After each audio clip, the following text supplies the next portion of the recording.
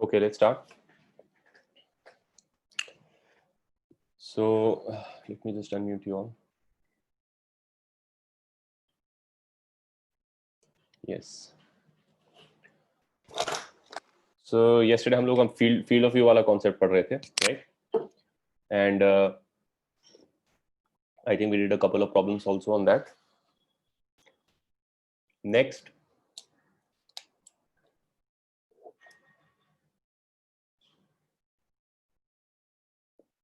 Sir आपके पास last class का last page है क्या? उसमें एक डाउट था।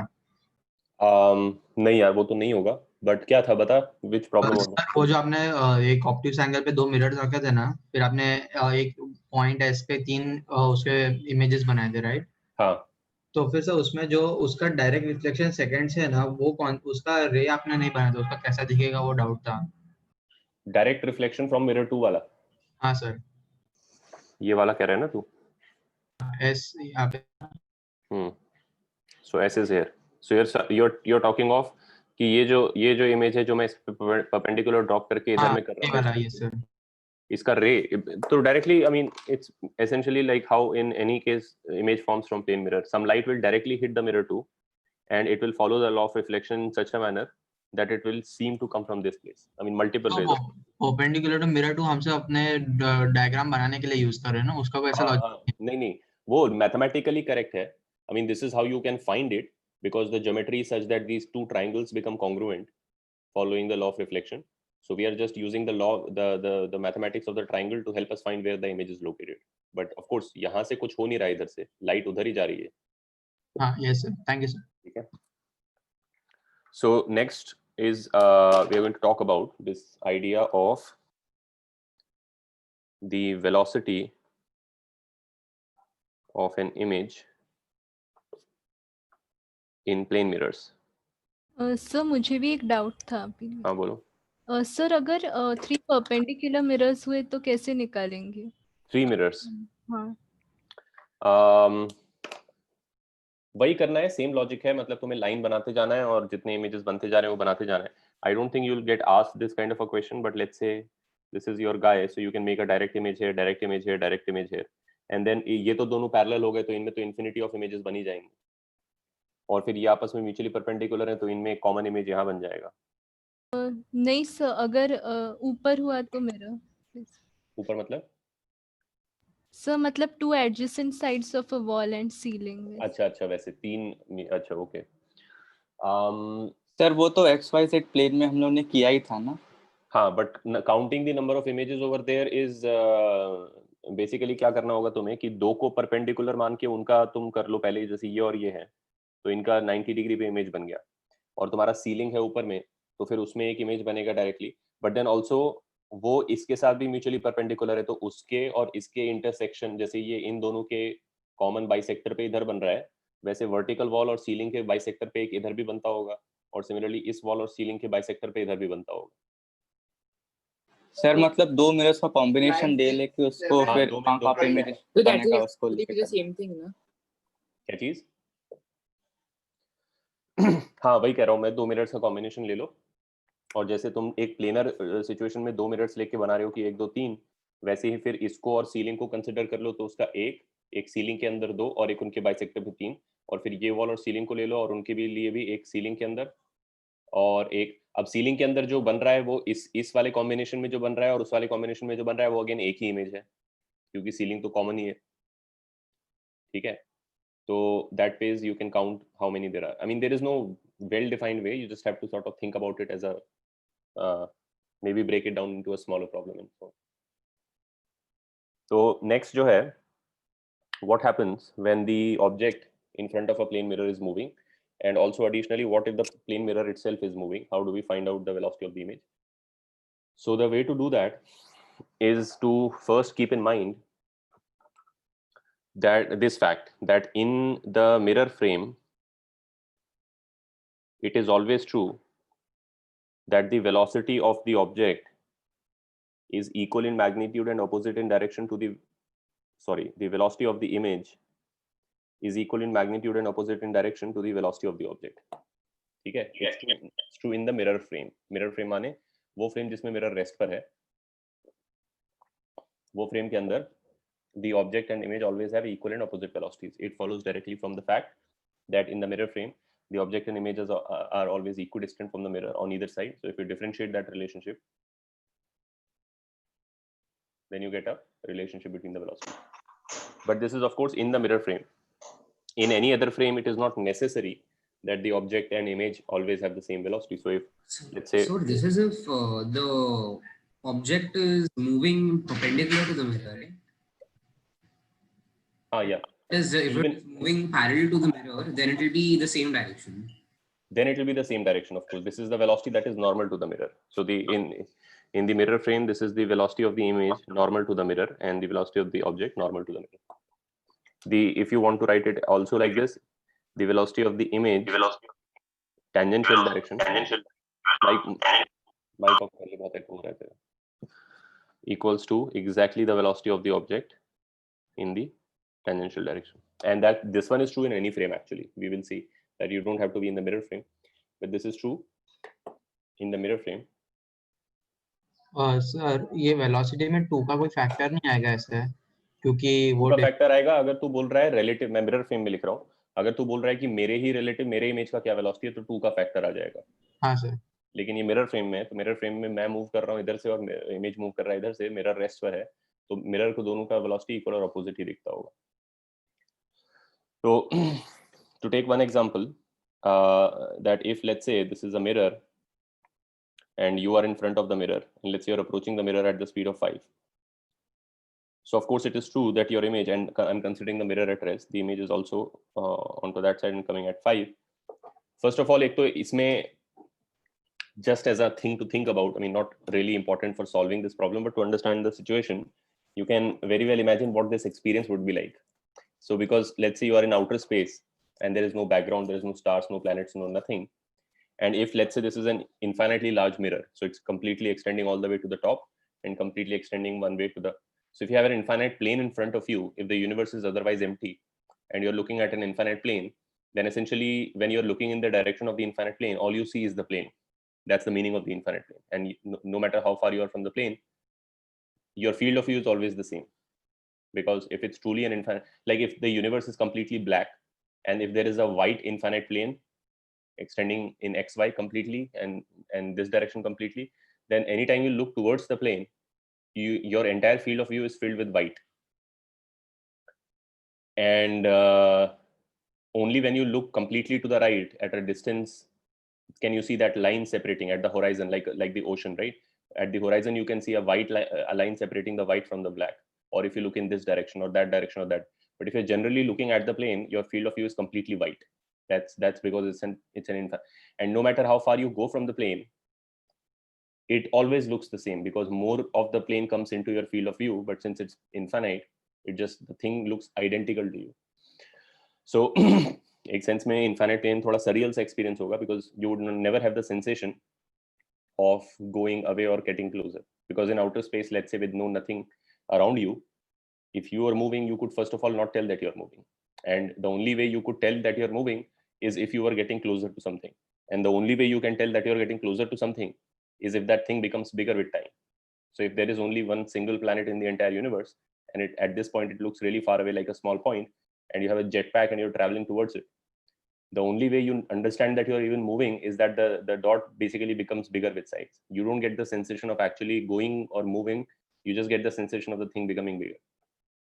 In fact, when you're playing some video game or watching a video, how do they produce the sensation of you moving through space is by making the thing, I mean, it's a 2-dimensional screen, right? They can't actually, there's nothing behind it. There's no 3D there.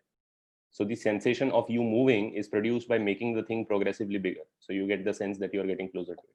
But if the plane is already infinite, then it can't get any bigger than that or any smaller. So you kind of lose that sensation of motion in front of that infinite plane. But let's say you have a plane mirror, infinitely large plane mirror, and it's the most perfect mirror. It has no scratches on it, no deformations on it. Then first of all, you could not even tell that there is a mirror. Because पीछे तुम्हारे कुछ नहीं है. तो तुम, the only way you can tell is by looking at yourself in the mirror, and then also sort of knowing from your historical understanding of life that there probably is not an identical copy of you in the world who's moving exactly in the same manner as you. So the only sort of clue that there is a mirror here is that there is a copy of you there. Otherwise, you would basically, if I remove this piece of brain, which basically has your memories, and you have learned that that there is no other person who's exactly like you would actually not be able to tell that there is a mirror till you actually go and hit it, right? So, अब तो move कर रहे हो space में, so you can't detect the mirror, but you can sense that another person is coming towards you, and you can't tell your own motion. I mean, to you, you are completely at rest. So your experience of looking at this situation is that somebody is approaching you at the speed of 10, right? And eventually you will go hit the mirror, and that will feel like the person has come and hit you, right? But that's from your frame, of course. The other way in which you could move is parallel to the mirror in the upward direction.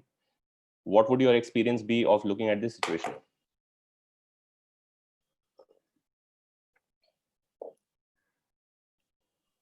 Would you detect anything moving at all? No.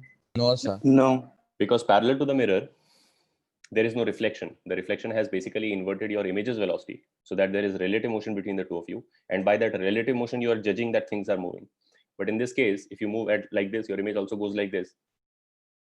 And relative to you, your image is always in front of you. And you can't detect any motion because there is no background going past. Like in a car, you are going, so the tree goes back, so you know you're going forwards. But over here, there is nothing to go back. So you can't sense that you're moving. So essentially, everything is at rest as far as you can tell. So any motion parallel to the mirror is basically undetectable. Any motion normal to the mirror is detectable because of the relative motion. Okay? But all of this is basically when the mirror is at rest. If the mirror itself is moving, let's say I take a different situation. If I am again moving towards the mirror at 5, but let's say now the mirror is running away from me at 10. And then, so I have an image here. How fast would I see my image move? 5. Correct. So the way you are doing this is by mentally first going into the frame of the mirror. You're bringing the mirror to rest.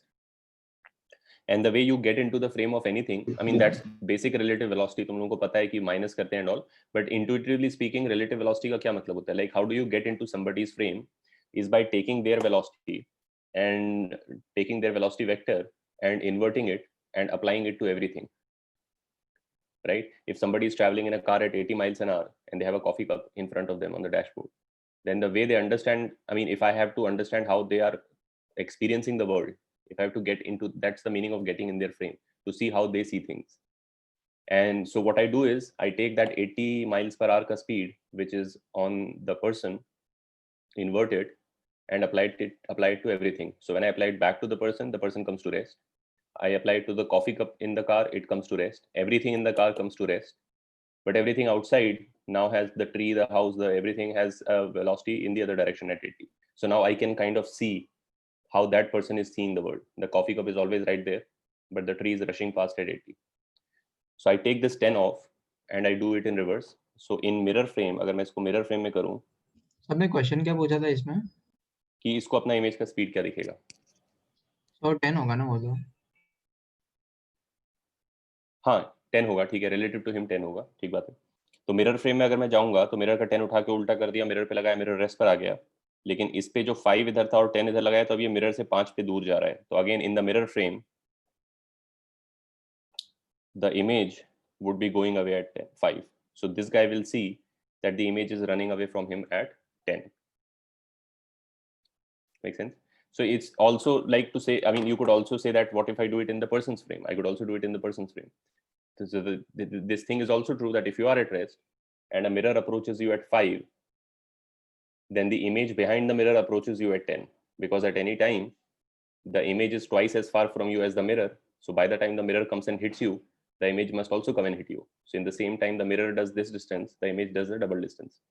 So if you are at rest and the mirror is moving in some manner, then your image is moving at twice that velocity. Like if the mirror is going away at 5, the image is going away at 10, right?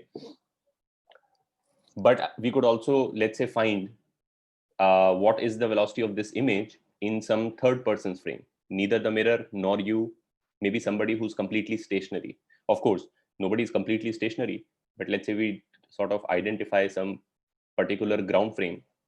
Then how do we find it? So let's say the problem is ये तुम लोग मुझे इसका answer बताओ। ये है आदमी, ये 5 से जा रहा है, ये मिरर है, ये 10 से जा रहा है। एक तीसरा आदमी है ऑब्जर्वर बी, ये ए है, और ए प्राइम इसका इमेज होगा। बी जो है कंप्लीटली रेस्ट पर है, in some absolutely universal rest frame. What is the value of v A prime as seen by B? Velocity of A dash with respect to B ना? Yeah. So -5 +5. Okay, let's see. तो वही करेंगे, इसमें क्या करेंगे, पहले इसको mirror frame में सॉल्व करते हैं। मिरर फ्रेम में जब आंसर आ जाएगा तो फिर मैं ग्राउंड फ्रेम में वापस आ जाऊंगा। मिरर फ्रेम में इसलिए इजी करना है बिकॉज मिरर के रेस्पेक्ट में ये स्टेटमेंट हमेशा ट्रू होता है। ठीक है, तो पहले in the mirror frame, if I want to get in the mirror frame, I will take the mirror's velocity, invert it and apply to everybody. So when I apply that velocity in reverse to this guy, he is now running away at 5. The mirror has come to rest. And the ground frame observer B is also running at 10 in this direction, in the mirror frame, as seen by the mirror. Correct? So now what I can do is I can make the image A prime and use the fact that I am in the mirror frame. Therefore, in this frame, this guy must be running away at 5 in this direction. So I have found the velocity of the image in the mirror frame, but I was actually asked for the velocity of the image in the ground frame. So I must now transform myself into the ground frame by doing the same operation that I did to get into the mirror frame. To get into anybody's frame, take their velocity and invert it and apply it to everybody else. So now if I want to get into the ground frame, I will take the ground's velocity, invert it and apply it to everything else. So तो when I, question ही नहीं बन जाएगा, क्या चीज? वापस अपना question ही मिल जाएगा ना वो तो। हाँ, तो हमें ग्राउंड फ्रेम वापस आ जाएगा और हमें इसका आंसर मिल जाएगा ग्राउंड फ्रेम में। मिरर फ्रेम में इसलिए गए हम क्योंकि मिरर फ्रेम में मैं ऑटोमेटिकली इसकी वेलोसिटी का उल्टा करके इसको दे सकता हूँ। ठीक है, तो मैंने इसको लगा दिया 10 वापस से, तो ये वापस से 5 पे आ गया। मिरर पे 10 चिपका दिया तो मिरर वापस से 10 पर आ गया। ये सब ट्रू था पहले भी। और इस पे मैंने जब 10 चिपकाया टू द राइट तो ये 15 पे आ गया टू द राइट। और ऑफ कोर्स ग्राउंड फ्रेम जो है वो फिर ग्राउंड फ्रेम में आ गया 0 पे। So the answer is VA prime B is, let's say, plus 15 if I'm saying that's the positive direction. Sir, can we comment कि object और plus mirror is equal to image का speed? हाँ, relative velocity से तुम कर सकते हो, वो वही बात है। I mean जो मैंने ऐसे करके दिखाया है वो it's more simply written is simply the transformation of first you get into the mirror frame, so you say what is the velocity of object with respect to the mirror, that's the velocity of object minus the velocity of the mirror. And then what you get, you can simply put a negative sign on it, that's the velocity of image with respect to the mirror. And then to get into the ground frame, you say velocity of image in ground is equal to velocity of image in mirror plus velocity of mirror with respect to ground. ठीक है, तो एक तुम लोग कर लो खुद से, इसका आंसर चैट पे लिख देना।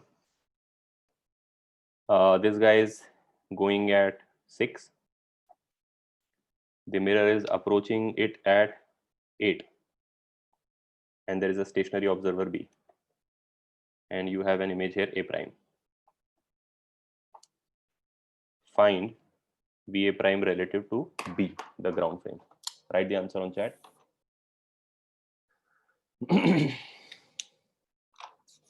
Previous page. हाँ, रुक जा, पहले क्वेश्चन देख लो सारे लोग।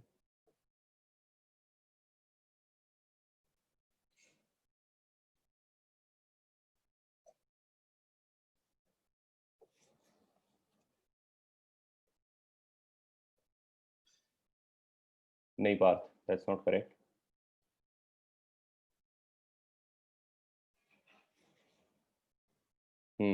करेक्ट है। अनवे करेक्ट है, श्रेयास करेक्ट है, अर्नव करेक्ट है, सर्वा करेक्ट है, कुने करेक्ट है, पिनाक करेक्ट है, सेतु इनकरेक्ट है, श्रेया करेक्ट है, भव्या करेक्ट है, मिताली करेक्ट है, श्रिया करेक्ट है,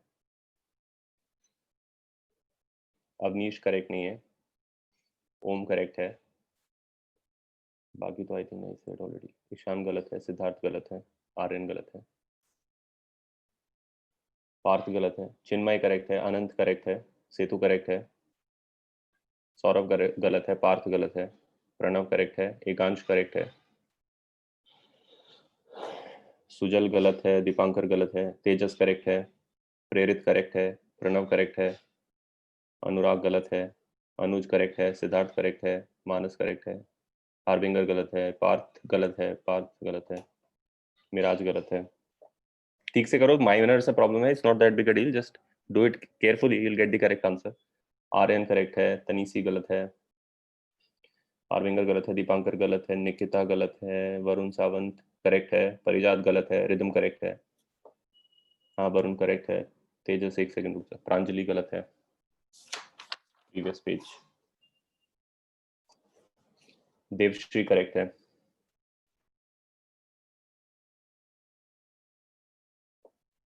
परिजात करेक्ट है, क्वेश्चन लिखा है ना।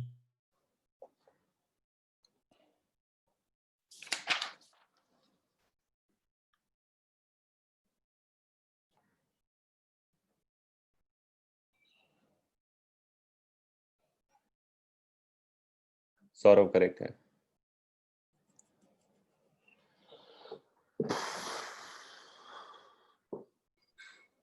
रोहन गलत है, आर्यन करेक्ट है,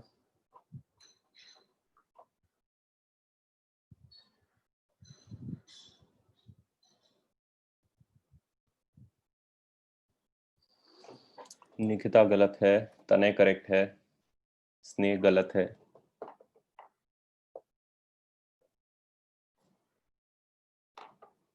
सृष्टि गलत है,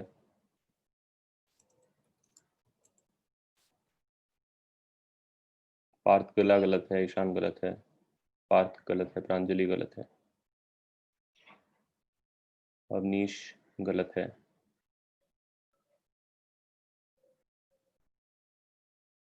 प्रांजलि तेरा आंसर तो पहले करेक्ट आ गया था, नहीं अच्छा पहले भी डिफरेंट था, गलत।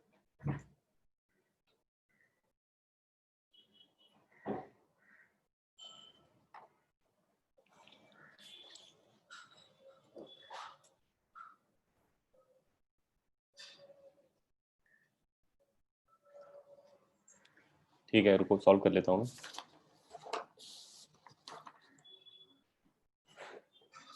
सो सेम तरीके से करते हैं, let's get into the mirror frame first.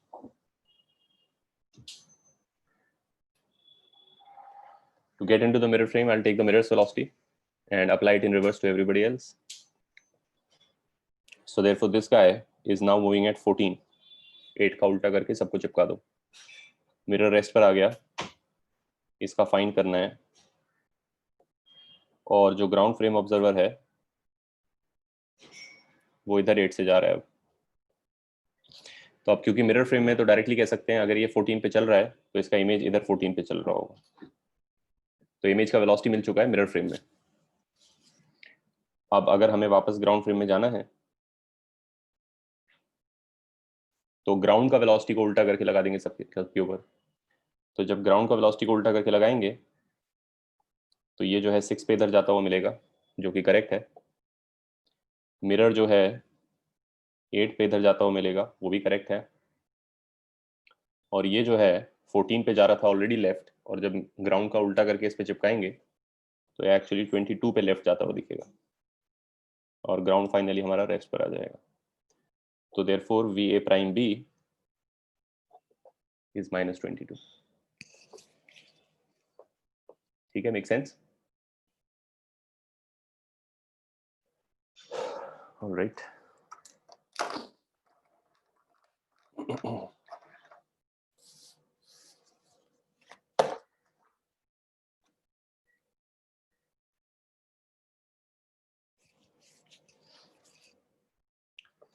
The other situation can be that the object has a velocity in the y direction also. So you have, let's say, something like the mirror is here and this fellow is moving at 3 to the right and 4 in the upward direction.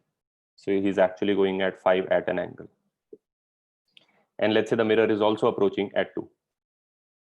And so you have an image here, A prime. And I'm again interested in finding the velocity of the image with respect to ground. Or I could even ask you at what angle the image seems to be moving. from the horizontal, as measured from the horizontal. The object is moving at what is this, 53 degrees from the horizontal, but you can find it can occur that the image turns out to be moving at a different angle. Why? Because while the y velocity of the object will simply be copy pasted onto the image, regardless, you don't have to get into anybody's frame for this. You can simply take the 4 and you can chipkaw it to the image. तो ढूंढना क्या है? मान ली ये ढूंढना है, ये ढूंढना है. हाँ ठीक है तेजस.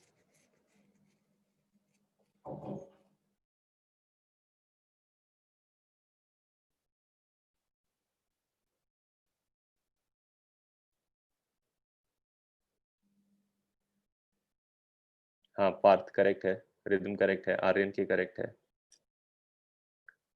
नहीं अनवे करेक्ट नहीं है, अर्नव करेक्ट नहीं है, चिन्मय करेक्ट है, पिनाक करेक्ट है, रोहन करेक्ट है, रोहन करेक्ट नहीं है, सॉरी. श्रेया करेक्ट है, वरुण करेक्ट है. मिरर का वेलोसिटी 2 टू द लेफ्ट है, 2 to the left. Ekansh correct answer. Setu correct answer है. सेतु तेरा आई और जे स्विच हो रखा है I think, check again. Parijat correct है, प्रांजलि करेक्ट है, आशनी गलत है, विनायक करेक्ट है, कुनेशा करेक्ट है, श्रिया एस करेक्ट है, Saurav correct, Tanvay correct, Tanay correct sorry, Mitali correct, Pranav correct, Setu correct है, भव्या गलत है, ईशान करेक्ट है, आशनी गलत है, मिराज करेक्ट है, अभिजीत करेक्ट है, स्नेह गलत है, सिद्धार्थ करेक्ट है, मानस सिंह करेक्ट है, भव्या करेक्ट है, ओम पाटिल करेक्ट है, अनवे करेक्ट है. Okay, so most of you have got this right. Simple question again. The thing is, the velocity parallel to the mirror can simply be copy pasted, so there is nothing to think about there. So you just take this 4 and stick it there, and then you are left with only the horizontal motion, which you know how to solve one dimensionally, right? So it's a combination of two motions, one in the y, one in the x. The y one is very simple, you simply copy paste it. The x one is done in this manner.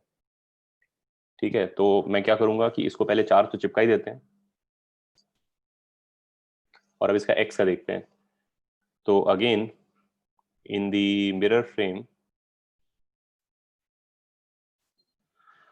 the and along x-axis I will find that this guy will actually be moving at 5. The mirror will have come to rest. This is the image A prime, and the ground B would have been going at 2 in this direction. Mirror का उल्टा करके सब पे चिपका दिया. तो therefore अगर mirror frame में 5 से आता हुआ दिख रहा है तो इसका image भी इधर 5 से आता हुआ दिखेगा. अब वापस ग्राउंड फ्रेम में जाने के लिए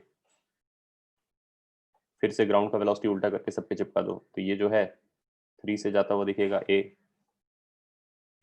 मिरर जो है 2 से इधर जाता हुआ दिखेगा और इसका 2 इस पे चिपकाएंगे तो A प्राइम जो है 7 से इधर जाता हुआ दिखेगा और ग्राउंड रेस्ट पर आ गया होगा. तो यानी कि इमेज का x में ग्राउंड फ्रेम वेलोसिटी है -7 और इमेज का y में वेलोसिटी है 4. ठीक है, तो therefore v a prime b as a vector is -7 I cap plus 4 j cap.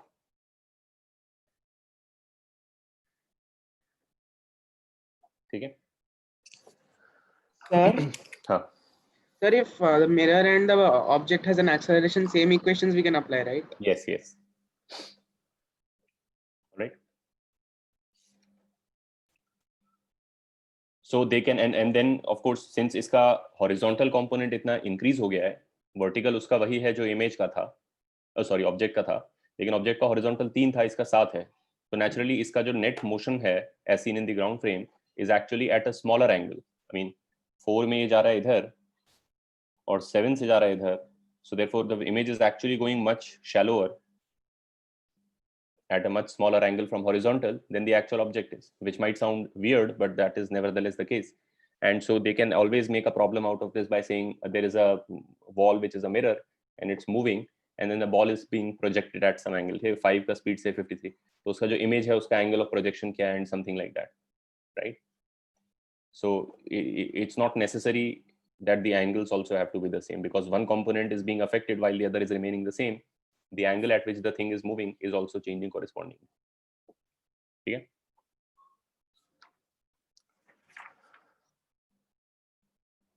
All right. So that's about it as far as plane mirrors are concerned. We will now talk about curved mirrors and specifically spherical mirrors. Okay. So the reason we want to talk about, first of all, curved mirrors, why don't we just end our whole discussion of optics with plane mirrors, is because plane mirrors produce an image which is at the same distance from the mirror and of the same size as the object, right? But for many applications, in many use cases, and I need images which are actually maybe bigger than the object or smaller than the object, right? Or maybe somewhere else, located somewhere else. So for example, I'll give you two examples, and to just also relate it to something we have already studied. If you have a plane mirror, and if you're standing in front of it, you are the observer here, ये top view है, plane mirror लगा है, तो तुम्हारा जो field of view है इसमें पीछे का जो तुम्हें दिख रहा है जितना रेंज, वो तुम कैसे फाइंड कर रहे हो? जो हम विंडो वाला कॉन्सेप्ट लगा रहे थे एक सेंस में, कि तुम यहाँ से लाइट ले लो, लाइन ले लो, तुम यहाँ से लाइन ले लो, और जो कुछ इसके अंदर आ रहा है वो तुम्हारा फील्ड ऑफ व्यू है. But everything that falls in your field of view in a plane mirror is the same size as it is in reality. Plane mirror doesn't affect the size of things, right? And so it's actually the images of these things. The things are actually on this side, on behind you, but we can think of the field of view like this. This light is actually coming from somewhere here. This light is coming from somewhere here. Light comes like this, reflection goes into your eye. And so everything in this region can be seen in this plane mirror. So this is your field of view. If I make this mirror curved in this manner, if I give it some curvature like so, then I can widen my field of view. Because if you're located relative to the mirror again in the same place, then you can see that any light that goes here or came from here must actually have reflected from a much larger angle. क्योंकि यहाँ पे क्या था, plane mirror था तो normal ऐसे था, तो तुमने ये एंगल बराबर ये एंगल कर दिया था. टेंजेंट बनाएंगे तो और बड़ा वाइड हो करेक्ट. अब ये कर्वेचर आ गया है, मिरर में कर्वेचर आ गया है, तो जो सारे उसके नॉर्मल्स थे वो ऐसे करके रेडियली फैल गए. तो अब क्योंकि सारे नॉर्मल्स रेडियली करके फैल गए हैं, तो ऑफ कोर्स जो लाइट, अब तो नॉर्मल अगर मैं यहाँ बनाऊंगा तो नॉर्मल भी बहुत बड़े एंगल पे बनेगा, and then if I have to not violate the law of reflection, then this light must have been coming from a much wider angle, and similarly this light would have been coming from much wider angle. So you can see that you have a much bigger field of view. Behind you, you can see things in a much larger region. The downside of it, of course, the price to pay for this wider field of view is that everything that you are now seeing in the mirror is much smaller than its actual size in reality, because you're, in a sense, तुम लोग इसको ऐसे समझो, in one way what happens is, when there is a plane mirror and you put something in front of it, it is imaged as is, right? इसको मैं ऐसे सोचता हूँ कि sort of I think of reality as being made up of many pixels, and so you can imagine, forget this size, you can imagine कि plane mirror के सामने जो reality है उसके pixels हैं, ठीक है, और उसमें एक ऑब्जेक्ट रखा है, maybe something like an L shape which occupies these many pixels, and so because the plane mirror पीछे doesn't distort anything, then what you end up getting is the same size का same configuration का L. ठीक है, मेरा ऊपर shift हो गया, but that's fine. But if you curve the mirror like so, then what it does is, जो पीछे का जो reality है उसको वो ऐसा कर देगा, उसका pixelization को वो इस type से कर देगा. There is a kind of a distortion of reality it produces on the other side. So compresses everything basically. Yeah, so anything in front of the mirror which looks like this, if you wanted to occupy the same pixels, is going to look distorted and also smaller, right? Anything in front of a plane mirror like this looks like this, but if the mirror curves like this, the same thing looks smaller, comes closer, and is a little distorted also. ये distortion हम लोग ignore करेंगे इस chapter में, but the fact of it getting smaller and coming closer to the mirror we will actually study.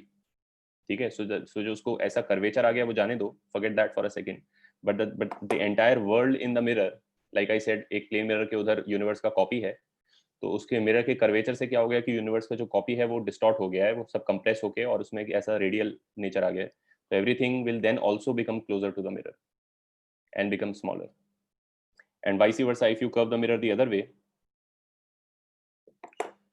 then of course, because you're taking that side of reality and sort of opening it up like this, everything will become sort of larger and go slightly away, right? So it will produce images which look like this. Again, we'll be ignoring the curvature of the image, we'll ignore this distortion, but we will study the aspect which is that it has gone further away and it has become bigger. So the location and the size of the image can be changed if you make the mirror curved. ठीक है? Plane mirror में कुछ नहीं है option तुम्हारे पास, जो size है object का वही साइज इमेज का है, जितना दूरी है ऑब्जेक्ट का वही दूरी इमेज का है. So if all you wanted out of optics was to see things as they are, you would basically be done with plane mirrors. But these two also have a ton of applications. So one example is this kind of a mirror where you make everything smaller to get a wider field of view, to fit more stuff into the same mirror. This kind of a mirror is used in the rear view of cars. तुम्हारा जो car का rear view mirror होता है, that is basically not a plane mirror, it's a convex mirror, it's bulging outward slightly. And what that curvature does is that मेरे पीछे जो truck, बस, पेड़, रोड है, वो सबको छोटा कर देता है. बिकॉज सब कुछ छोटा हो जाता है तो सेम साइज के मिरर में ज्यादा चीजें दिखाई देते हैं. I can see the car, but the truck, the tree and everything. If it was the same, if I just put a plane mirror there, I would probably only be able to see the number plate of the car behind me, because it would essentially reflect reality in the same size at the same distance, and that would be kind of pointless, right? So to get a wider field of view, we have to minify things, we have to make them smaller. The other thing, we also have the line, cliched line, their things are closer than their parents' home. We also want the other thing, right? So when you go to a dentist, he has this kind of a thing, which is a small metallic rod with a concave mirror at the end. So let's say तुम्हारा जो है molar में कुछ problem है पीछे की तरफ में, so then he will take this thing and put it in your mouth behind the molar, so the tooth is here, and then he can look at the tooth in detail. So what that is doing is that it's magnifying the thing. And the downside of that is you can only see one thing. You can't even see one thing. The whole tooth fills up the mirror. But you can then see whatever the problem is in much more detail. So of course, you can make things bigger, but then less things will fit in the mirror. You can make things smaller, and then more things will fit in the mirror. Right? And so convex में inverted दिखता है, ऐसा भी कुछ है ना? Convex में inverted नहीं होता, और क्योंकि सर स्पून के बैक पार्ट में देखते तो इन्वर्टेड दिखता है. नहीं, उसके बैक साइड में इन्वर्टेड नहीं होता, उसके फॉरवर्ड साइड में इन्वर्टेड होता है. और वो भी तब अगर उसके अंदर इमेज बन रही है, यानी वर्चुअल इमेज है, तो वो भी इन्वर्टेड नहीं होती. लेकिन उसमें अगर रियल इमेज बनती है, if you take this a little further away, तो what will happen is, if you start with this concave mirror and this object is right here, then you will find that the image is right here and maybe slightly bigger.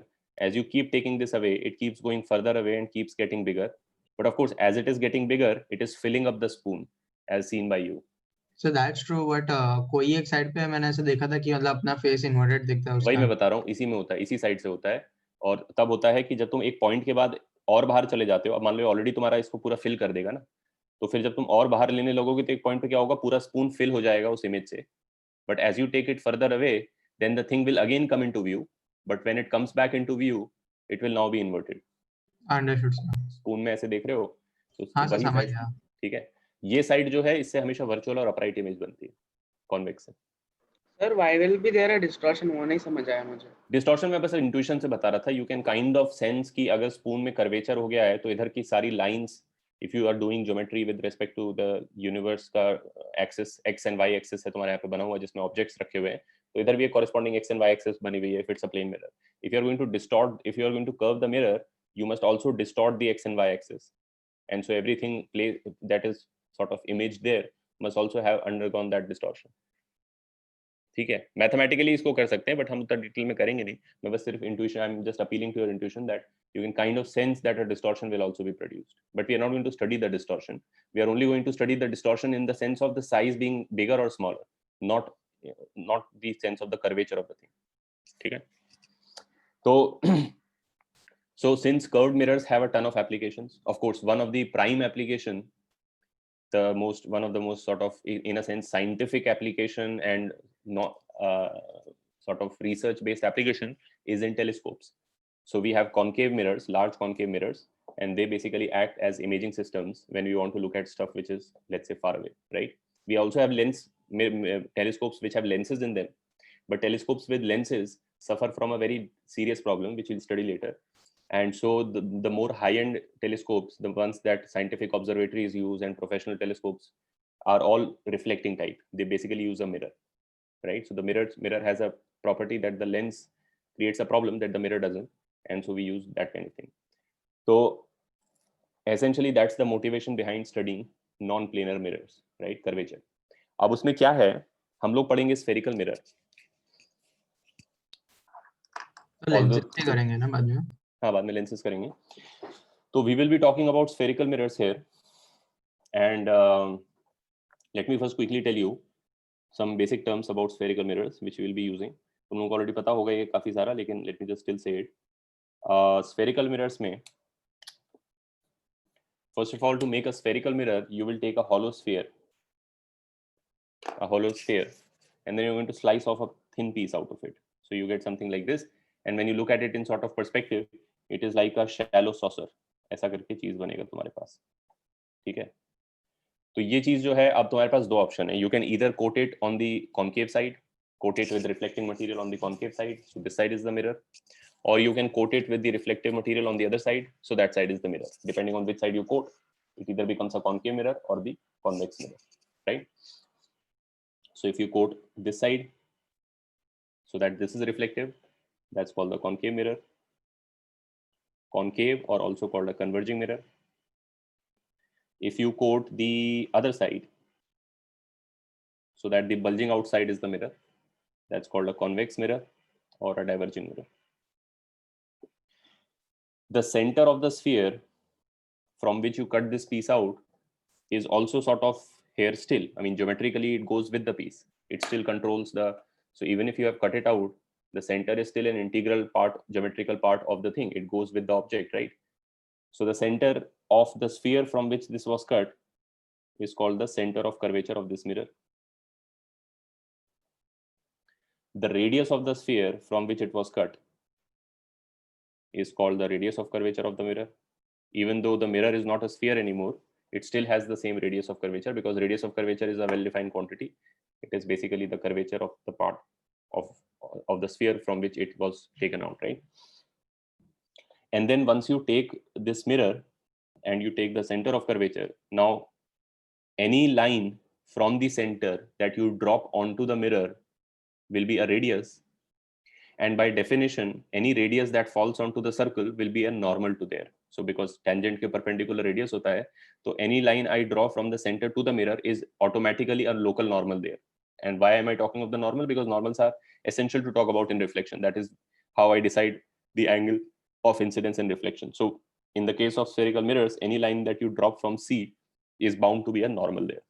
But out of all those normals, the most symmetric one, the one that cuts the mirror right in the middle part of it, and if you extend it on either side, this is called the optical or the principal axis of the mirror. And the place where it cuts the body of the mirror, where it pierces the mirror, this point usually called O is called the pole or the vertex of the mirror. So these are some terms that we often use to talk about spherical mirrors, right?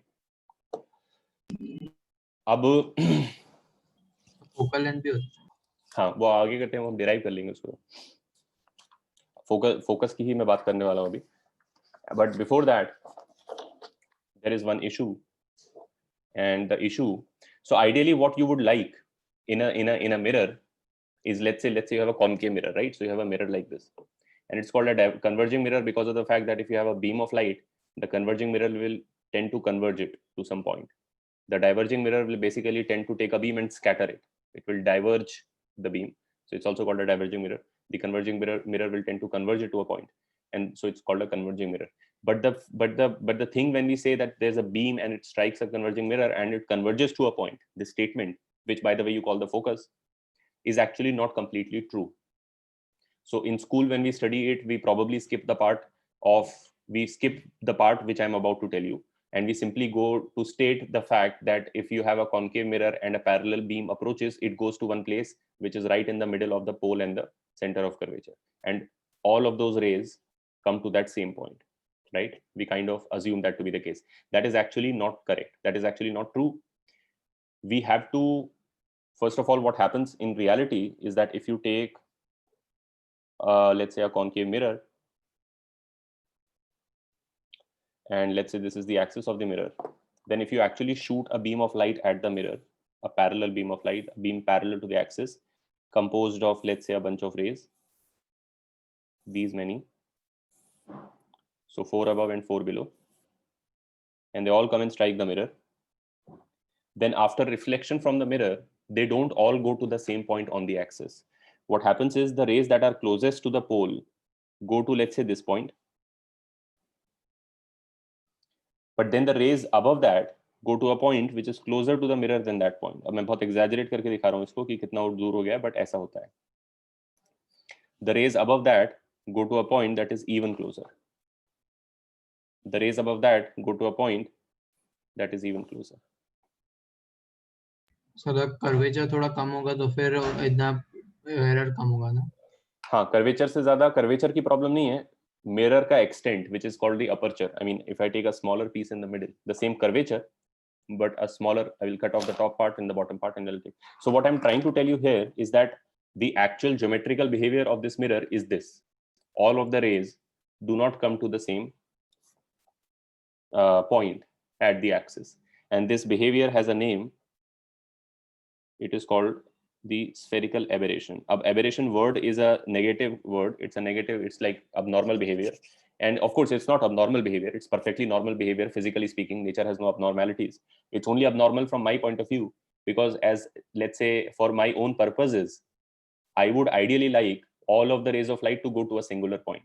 I mean, that's my own preference. And that's why I'm calling this behavior abnormal or an aberration. But it's really just how it behaves. And this is not a physical problem. It's not some technological problem that we are facing currently and we'll be able to sort of surmount once we have enough technology. It's not that nothing can be done about it. It's simply a geometrical fact that if you take a circle and if you take a bunch of lines and everywhere you follow the law of reflection, which is angle equal to angle, then when you take those lines, extend them to the x-axis, all the points where they hit are not one and the same point. It is just not true. Okay? So why would I like all of the light to get to the same place? Is because, for example, let me give you a good example for this. So a telescope hai, which is in orbit, which is called the Hubble telescope, right? You must have heard of it. It's it's not strictly a spherical mirror over there. It's more like a hyperbolic mirror, but let's just say that it is a spherical mirror. Okay? Or maybe we designed a mirror for the first time for a telescope and we sent it into space without really studying the geometrical properties. It would be a really expensive mistake, but let's say we made it. ठीक है, हमने बोला spherical बनाओ, उस पे लगा दो और शूट कर दो उसको. जब वो स्पेस में जाएगा, अब प्रॉब्लम क्या है कि the Hubble telescope is actually, so it's in orbit outside the atmosphere and it's put there to sort of not have to deal with the problems that are there in the atmosphere, right? So if you're looking through the atmosphere, there's a ton of sort of pollution and light from other sources scattering, and then there is a deviation of light from the atmospheric layers and so on and so forth. So you don't get as clear a view. I mean, you can see a bunch of stuff in the solar system, but if you're looking at some galaxy which is like millions of light years away, you're not going to get much of a view because of that thick layer of gas. So what we did, we basically put a telescope outside the atmosphere into orbit around the Earth, and so it has a clear view of the universe, right? And so as it goes around in an orbit, it points its reflector to various directions, and then of course it's doing a running. So what it is doing is that it's a running experiment, and many different labs and universities have sort of bid for its time. It's an expensive schedule, so every 10 minutes has a cost. And so what it does is, if it's in this place right now, it is sort of recording data for some particular experiment run by some particular lab, and then it collects that data for 10 minutes and then it stores it or beams it down to Earth, and then it looks at some other direction, and for the next 10, 15, 20 minutes, 1 hour, it's performing observations for some other lab for some other experiment, right? So it has a tight schedule. And but the things that it is looking at are really far away. And so the problem is, since you're looking at stuff which is like billions of light years, first of all, that event must have produced a lot of, and so for this explanation, it will be helpful to think of rays of light as particles of light, like photons are coming. So some supernova happened and it was quite spectacular, but since it's so far away, first of all, it's shot all those photons in many directions, right? And so the Earth being so tiny and so far away is first of all going to get a minuscule proportion of those photons. And even amongst the minuscule proportion, a lot of them are going to find, because it's so far away, there's a ton of gas and planets and other things in the middle, gravity. So they will get affected. So from that event, you're going to hardly get, maybe, let's say, I'm just speculating here, maybe a photon every 10 minutes. And so the Hubble must then keep track of every photon, and it has what it has is a sensor or a device here at the focus, right? In that sense it is like your Dish TV or Tata Sky, right? वो भी एक चीज एक तरीके का hubble ही है, except it's a hubble for microwave, and it has that device here, and so the thing is supposed to reflect and come to focus at that device. So the Hubble does the same. It has a device, and the photon is supposed to strike the Hubble and get to that device. And since you are getting so few photons so infrequently, you can't afford to lose even a single photon. And so this is a problem, of course. If you make a spherical Hubble, then you don't know where to put that device, because no matter where you put it, you are going to miss out on some photon or the other, right? So of course they haven't made it a spherical telescope. It's a different shape so that it ensures. This problem, by the way, is not a problem for parabolic mirrors. Parabolic mirrors do not suffer from spherical aberration. It's a geometrical fact that no matter where the ray of light strikes the parabola, they all come to the same focus. So that's just how geometry works. Okay. So for spherical mirrors, the the circumference should be very less, right? So we will get past this by taking an approximation. I'll just tell you what that approximation is. The circumference must be less in a sense here.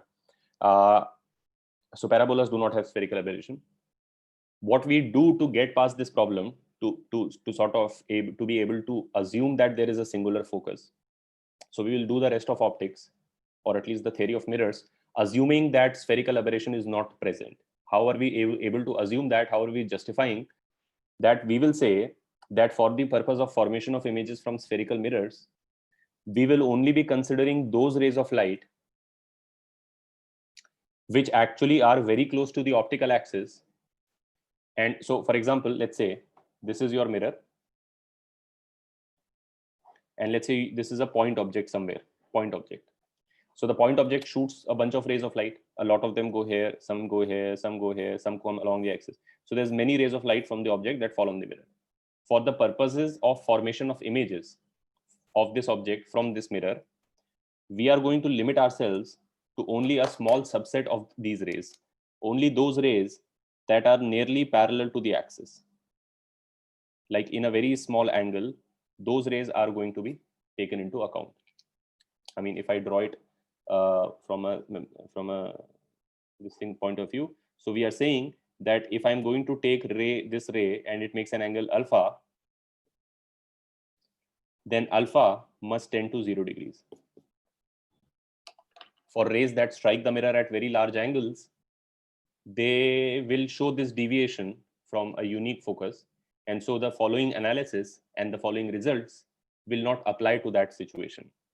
Okay? When we take assumptions in physics or approximations in physics, we are not saying that that is actually what is occurring. Of course, in reality, rays are striking everywhere. You are artificially limiting yourself to a subset of the actual phenomenon.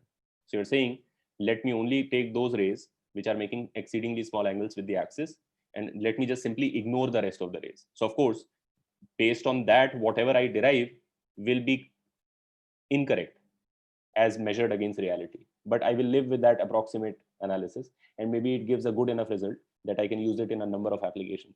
And maybe if I have a more high-end application where I cannot afford to ignore the other rays, maybe I need more precision, then I will have to develop more advanced mathematics, more complicated expressions. So it really, I mean, physics is a matter of taking approximations and getting simple expressions, and they're working out for a lot of applications. And then if you require a more high-end application or more precision, then you remove the approximation, take maybe a slightly less crude approximation, get more complicated expression, apply to its own set of applications, and so on. That's how you build it up, right? So for our purposes, we will be taking this approximation, and this has a name. It is called the paraxial approximation. So telescopes में parabolic mirror क्यों नहीं use होता? Telescopes में होता है parabolic mirror. बहुत सारे telescopes में पैराबोलिक मिरर है, बहुत सारे टेलीस्कोप्स में हाइपरबोलिक मिरर है, एलिप्सॉइडल मिरर्स भी यूज होते हैं. So parabolic, hyperbolic, ellipsoidal mirrors generally do not suffer from this problem. This is a particular to the spherical shape. ठीक है? And so if you use a parabola or a hyperbola or an ellipsoid, you can get rid of this problem. And then they have their own set of analysis. The things that we are going to write down, the formulas that we're going to write down, are not valid for those shapes. So if you are going to do some high level optics with non-spherical mirrors, then you have a different set of expressions for finding the image location, the size of image, and so on and so forth, right? But we are going to still study spherical mirrors. In a sense, we are retracing history. Spherical mirrors were the first to get studied, and they have the simplest expressions, but they have this problem, unfortunately. So we get rid of this problem also by taking a suitable approximation. So we get a slightly incorrect answer, but it is still useful for a number of cases. Okay. By the way, taking this alpha tends to 0, what it does is, and if you are saying that alpha is tending to 0 and you're limiting yourself to a very small subset of rays that are going to strike somewhere close to the pole of the mirror, you're effectively saying, let me just cut out the rest of the mirror. So sometimes that is stated not by saying that alpha is small, but by saying this is equivalent to saying you use a mirror that is plane of very almost plane but very small aperture. Aperture का मतलब होता है जो mirror का light collecting area है, like the size of the mirror as seen from the front. So since you are saying, okay, I'm not going to take these rays, I'm not going to take these rays, which rays am I going to take? Just the one striking here, then I don't need this part of the mirror. Let me just cut it out. So effectively, I take a mirror of a very small aperture. That is the kind of optics we are studying. We have a very small aperture mirror, and that's and the results that we are going to derive are basically valid for that case. If you have a larger mirror and you have image formation from those parts also, then the following results are not valid. Okay.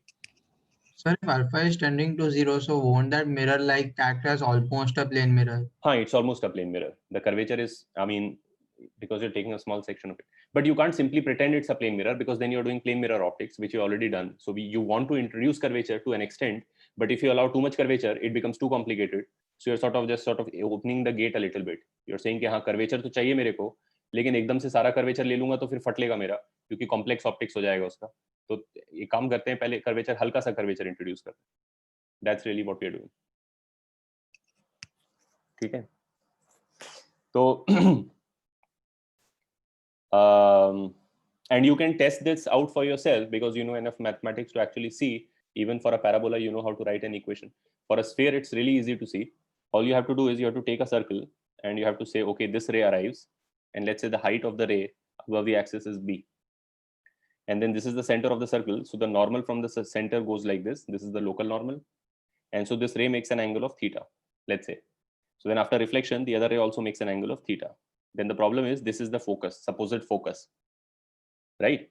And so this is this point, and you can find this distance. Let's say that you call this x. And that's very easy to find. You can do all kinds of geometry here. You can drop a perpendicular here, make a right triangle. The radius is known, r. So you can find this distance. And then over here, you can find this distance and then subtract this distance out of it, because this is theta. This is also theta, by the way, because that is theta. So this is theta. So this is 2 theta. So you know all the angles, you know the radius. Therefore, you can find this length x in terms of r and theta. Once you do that, I and b also, of course, b is the vertical height. So if you find this x in terms of r and theta and b, in fact, theta is a function of b and r, in fact. So you can simply find it in terms of r and b, or even just b. You will find that it depends on b. What is the point of that? The point of that is where a particular ray goes and strikes the axis after reflection, x depends on the height at which it came. That is the meaning of x depending on b. If spherical aberration was not present, if it was not a geometrical fact, how would you have, what would the expression of x look like? Would it have b in it, or would it be independent of b? If let's say, yeah, depending on b. If your x, if you solve this and your x came out to not have b in it, if the expression for x came out to be free of b, there is no b in it. So there's no spherical aberration. Then that would mean there is no spherical aberration, because no matter what the value of b, you are always going to the same x. But in fact, what happens is the x comes out to depend on b. The b is there in the expression for x. So that is a geometrical fact. It is a fact of the circle and straight lines. It is not a physical issue. It's a mathematical issue. Sir, either r or theta will have to be in the expression, right? Because there can be different mirrors or different radiuses, and they will have different focuses. Of course. So you have, when you are doing when you're deriving an expression, you keep a bunch of things constant for that derivation. So they become constants for your derivation. But you could always scale it up and say, what if I derive across cases? So if you are deriving across circles, across the different things, then you have r in it also. But if you say, okay, I'm only going to stick to this particular circle, then r is also practically a constant for you. Then the only variable is which ray you are talking about. Okay? So that's the meaning of spherical aberration. And also what you can see when you find this expression, you can check it out, how this alpha tending to 0, which by the way in this case is theta, क्योंकि ये अंदर वाला theta है, ठीक है, या even इसमें ही तुम अल्फा निकाल सकते हो, taking alpha tending to 0 or taking b tending to 0, because when you are saying you are taking a mirror of very small aperture, you are saying that any ray of light strikes the mirror very close to the optical axis. So then you are saying make b tend to 0. तो अगर तुम इस expression में b tend to 0 करोगे तो ये free of b हो जाएगा, और फिर इसकी वैल्यू एक यूनिक वैल्यू आ जाएगी जो r/2 आ जाएगी. अगर तुम इसी एक्सप्रेशन में b वाला टर्म 0 हो जाएगा ना. हाँ, if b tends to 0, you will find that x will simply become r/2. And that means that basically means that under the paraxial approximation, it is true that all parallel rays go to a singular place which is halfway from the pole to the center of curvature. This place is called the focus of the mirror. But the fact that there is a singular focus is not technically true. It is true only once you take the approximation. But of course, the rest of the chapter is assuming this approximation has been taken. So in no place at your level are you going to do problems without this approximation in place. So for you, as far as you are concerned, I mean, you must know this fact, but as far as you are concerned, all light that strikes the mirror goes to the same focus, and that focus is exactly midway between pole and center of curvature. Okay? Make sense? All right. So we can say that the f की एक range होगी जो r/2 से लेके 0 तक होगी. f की एक रेंज होगी जो r/2 से लेके 0 तक होगी. हाँ, करेक्ट. f की एक रेंज होगी. अगर तुम अप्रोक्सीमेशन नहीं लगा रहे हो तो f की एक रेंज है जो पूरे रीजन में है, और वो b पे डिपेंड करती है. और सर वो 0 तक जाएगा मैक्सिमम कि वो उसके परपेंडिकुलर तक ही रुक जाएगा? नहीं, बिल्कुल जा सकता है, 0 तक जा सकता है, क्योंकि तुम्हारा मिरर के एक्सटेंट पे डिपेंड करता है. There can be, you can have a mirror of enough of a size that some ray striking here can actually go and strike the pole of the mirror. It is totally possible. Okay. ठीक है.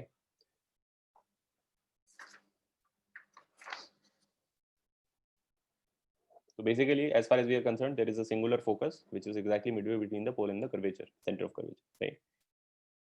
Why aren't parabolic mirrors used where? In day-to-day life. Parabolic mirrors are not used in day-to-day life because parabolas are harder to construct. Commercially, they are more expensive. A spherical shape is much easier to make, so it's cheaper to make. So if it's not an application where high level of precisions are required, your dentist doesn't care, right? Whether the tooth is being imaged slightly this way or that way, it makes no difference whatsoever. He would rather have a cheaper mirror than a much more expensive and more precise mirror. So it's always a trade-off between precision and price, right? So yeah, so we are talking spherical mirrors, and essentially the point is that एक sense में पूरे जो chapter है, you can think of it as basically answering two questions: where is the image formed, and how large is the image when it is actually formed. ठीक है? That अभी हम spherical mirrors पढ़ रहे हैं, so we will answer those two questions for spherical mirrors. Then we will study spherical refracting surfaces, so we will answer those two questions for spherical refracting surfaces.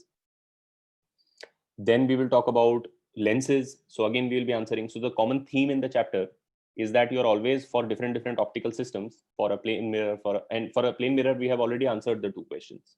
For a plane mirror, where is the image formed? The answer है exactly same distance behind the mirror as the object is in front of it. Or how large is the image का answer है exactly the same size as the object, right? So ये दो question है, और फिर इनको हम answer करेंगे spherical mirror, refracting surfaces, and for lenses also. Please end the lecture. क्या lecture is still 145, right? Yes sir. Srishti, what are you saying? No, I think it's 145. 145 sir. ऐसा 145 रोज है. हाँ, ठीक है. तो and for every system we will have a formula that answers the where is the image question, and one formula that answers the how large. Where is the image formed, how large is the image formed, and both will have one formula each. Okay, so let's first derive. Do you want me to do the derivation, or do you want me to straight away tell you the formula and do some sums and you can look at the derivation on your own time? Which would you Which prefer? formula मतलब? Second Mirror formula. the formula that you use to find where the image is located. I Sir, think we'll I do can it. just tell you what the formula is, and sir, you can अगर check नहीं out. पता चला so we'll ask you later. Sure. The derivation is quite straightforward. It is based on simple geometry and trigonometry, and you can find it literally everywhere. Probably not in HC Verma, I think, but you can find the same, or maybe it is there in HC Verma. I don't know. So it is there in HC Verma. हाँ, तो बस ठीक है, उसमें से देख लेना, रेजनिक में से देख लेना, सेम डेरिवेशन है, हर जगह होता है वो, सिंपल सा. If you want, if you're interested in how, and you will find the point to note when you're reading that derivation will be that at some place in the derivation, they will end up applying this approximation. जो वो angle बन रहा होगा रे का, sin alpha is equal to alpha. Correct, तो पूरा expression होगा एक गंदा सा, लेकिन जब वो फिर उस पे alpha equals to alpha tending to 0 वाला अप्रोक्सीमेशन लगाएगा, तो वो एक्सप्रेशन सिंप्लीफाई होके वो फॉर्मूला बन जाएगा जो हम यूज करते हैं. So therefore that derivation is assuming the paraxial approximation, right? So I'll just tell you what the result is. The mirror formula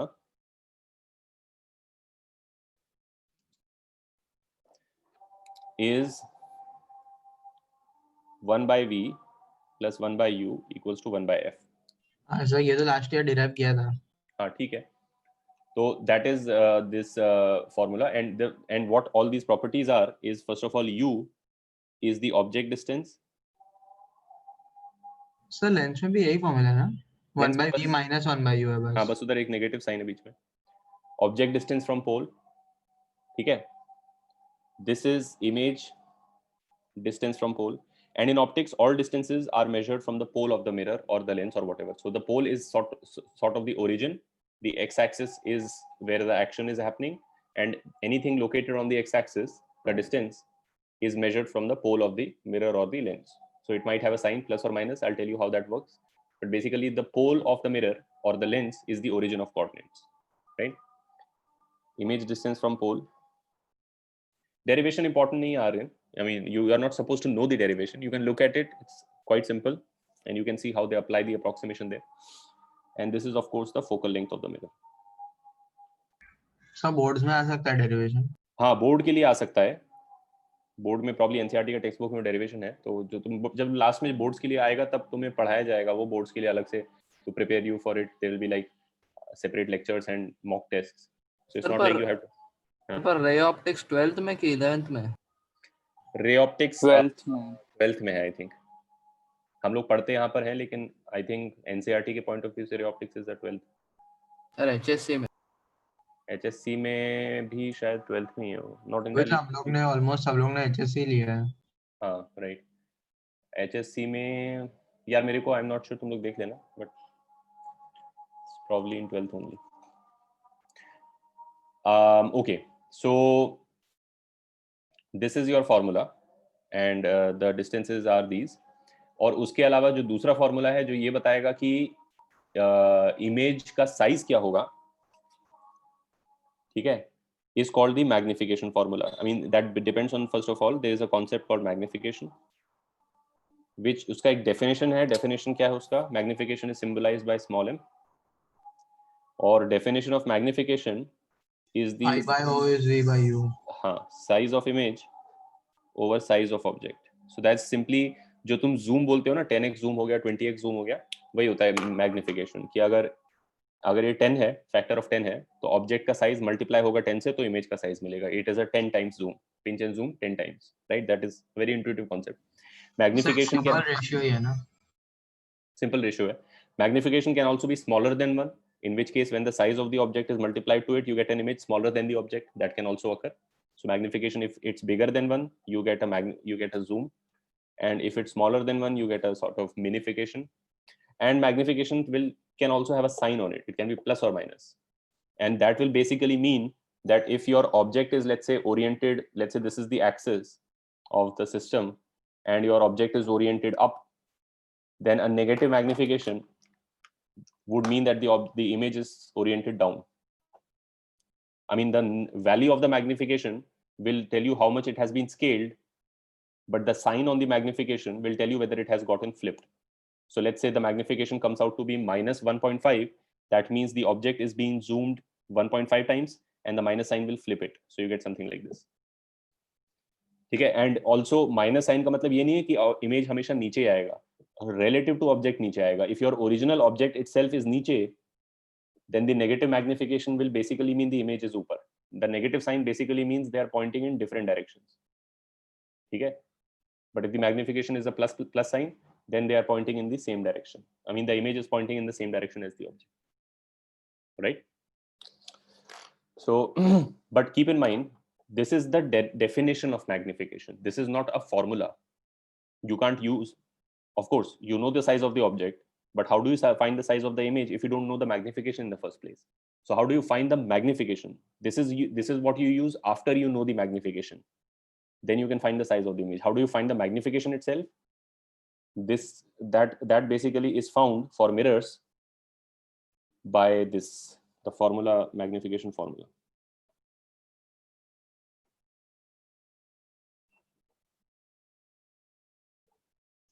So magnification is given as negative the ratio of image distance over object distance minus v by u. Okay? This is just the definition of magnification. This is the actual formula for finding magnification in a given problem. So, but of course, to be able to find the magnification, you are going to first have to know what the image distance is, v. And so to find v, you will first have to apply the mirror formula. So the logical sequence is, you first apply the mirror formula to find where the image is located. Once you know where the image is located, and of course you know where the object was located, then you can take that ratio to find how big the image has become. And then you can use the definition of magnification to find the actual size of the image, knowing the size of the object. So that's the kind of the logical order of applying these things, right? The mirror formula answers the question of where is the image formed, and the magnification formula answers the question of how large is the image. Make sense? So let's do a few problems, but before that, before you can actually apply the formula, you are going to need a sign convention, because everything in optics, every formula in optics that has basically some distances involved, whether horizontal or vertical, requires signs on those quantities. You need to have a particular sign system in place कि इधर positive लेना है, इधर negative लेना है, क्योंकि ये जो values इसमें डालने होते हैं, ये उनके sign के साथ होनी चाहिए. Only then do you get the correct outcome for all properties. If you simply take the values and disregard which way they are, then you're not going to get the correct answer. So these formulas are very crucially dependent on putting the correct signs on all the quantities. So of course, 3 quantities hai, as you can see. There is the object distance, there is the image distance, and there is the focal length, right? And these 3 quantities are what you will have to apply the signs on. So let me just quickly tell you what the sign convention is. But before that, also one thing you can see is that this mirror formula and the magnification formula, while they are derived for a spherical mirror, are also valid for a plane mirror. A plane mirror is simply a special case of a spherical mirror. A plane mirror is basically a spherical mirror whose radius of curvature has become infinitely large. So as the radius of curvature becomes larger and larger, the things become flatter and flatter. And a plane basically is a circle. A line is actually a circle whose radius is infinite, right? So if I take infinite radius of curvature for any mirror, I get infinite focal length. If I get infinite focal length, this term becomes 0 automatically for a plane mirror. And so my formula always gives the same answer. V is always negative of u, because this is always. Can you please repeat this part? If you have a plane mirror, let me write it here. Plane mirror is a special case of spherical mirror with the radius of curvature being infinity. ये तो तुम समझते हो ना कि एक line जो है, I mean, if you have a small circle, if I give you a very curved line, it must be part of a very small circle. If I give you a less curved line, it must be part of a bigger radius circle. If I give you an even less curved line, it must be part of an even radius. If I give you a straight line, technically speaking, you could very well say that it is actually a part of the perimeter of a circle whose radius is infinitely large. Right? Yes, sir. So if I take that idea, and so therefore for a plane mirror, the focal length also tends to infinity because focal length is simply half the radius of curvature. And therefore, 1 by V plus 1 by U is always 0 for a plane mirror.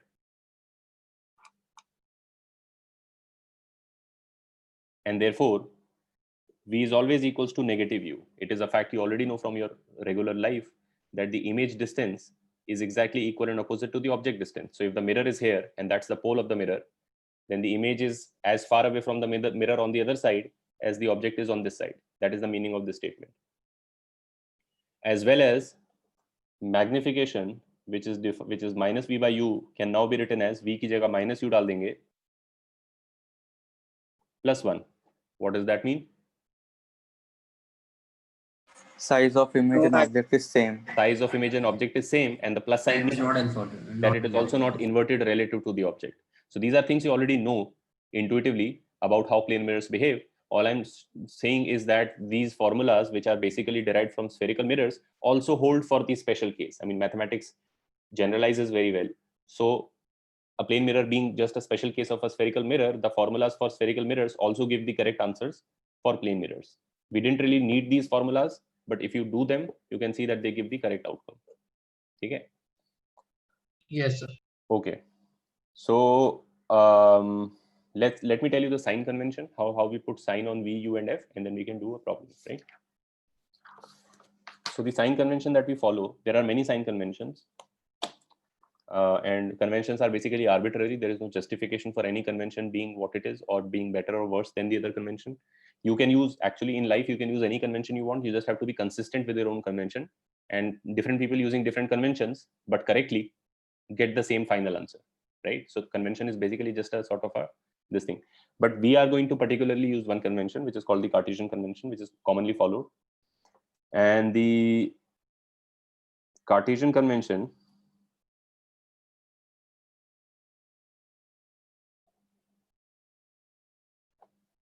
is quite straightforward.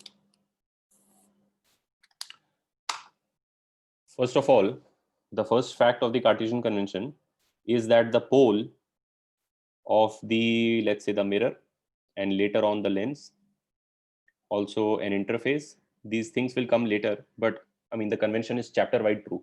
The same sign convention is going to be followed for everything in this chapter, for lenses, for interfaces, for this and that, for refraction, for reflection. So it's one and the same sign convention throughout. It's just a rule that tells you where to put plus and where to put minus, and it applies to all optical situations that we are going to study in this chapter. Okay, so that's why I'm writing it across all possible cases. Of course, at this point we are only studying mirrors. The pole of the mirror or the lens or the interface is the origin, जहां से तुम distances measure करोगे. 2, horizontally, so any horizontal distance that you are measuring, like object distance, image distance, like this, horizontal distances measured in the direction of incident light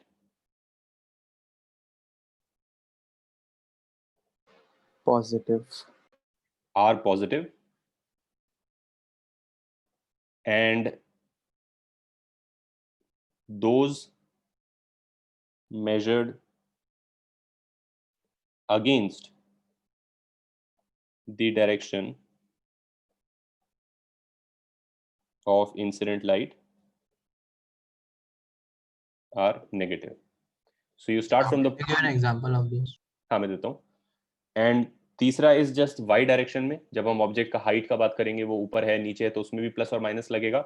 वो बहुत simple है, जैसे regular Cartesian system होता है कि vertical upward distances are positive and vertical downward distances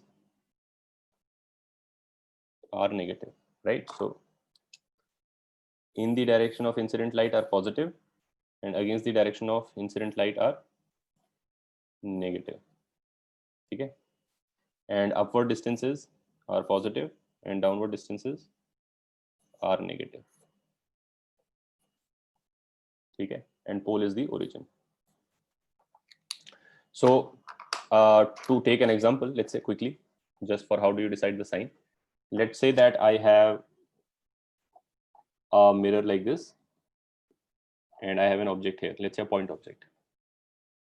ठीक है, तो ये तो तुम्हारा ओरिजिन हो गया और सारे डिस्टेंस यहीं से मेजर होंगे, ऐसे जाते हुए या ऐसे जाते हुए. You'll start measuring like an inch tape. You open your tape from the origin. That is what the origin is. That is where you start measuring stuff, right? So if you are going to do the measurement moving against the direction of incident light, that measurement will be called a negative measurement. And if you do it going in the direction of incident light, then that's a positive. So for example, in this case, if let's say O is the object, then in this example, incident light meaning the light from the object that strikes the mirror. The incident light is traveling which way?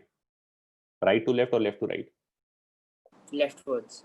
Leftwards, right? It's coming from the object and going to strike the mirror. So the direction of incident light is this way. So if you start at the pole, and any distance that you measure like this will be positive. And any distance that you measure like this, because you're going against the direction of incident light, that distance will be a negative distance. So can't we generalize कि right में positive always, left में negative always? वो भी कर सकते हैं, but then you have to basically say that I'm always going to draw my ray diagram with the object on this side. हाँ मतलब सर मतलब ऐसे basically जहाँ पे reflecting side है वो side negative और दूसरी इधर कर side दें. हाँ, तुम अगर तुम ये guarantee लेते हो, if you take this guarantee for yourself that I'm always going to draw my ray diagrams with the mirror pointing this way, then you can make it an even simpler convention, and you can simply say it's the regular Cartesian convention. That's also fine. I mean this way, if you put the mirror this way. yes sir, right? क्योंकि आप तक ऐसे ही किया था. ठीक है, चलेगा, वो भी चलेगा. मैं बस उसको थोड़ा सा स्लाइटली और जनरल तरीके से बता रहा हूँ. But if you find that you are able to say कि मैं हमेशा ऐसा ड्राइंग मानूंगा जिसमें मेरा मिरर इधर पॉइंटिंग होगा, तो ऑब्जेक्ट से लाइट ऐसे आ रही होगी, तो वही डायरेक्शन ऑटोमेटिकली पॉजिटिव हो जाएगा.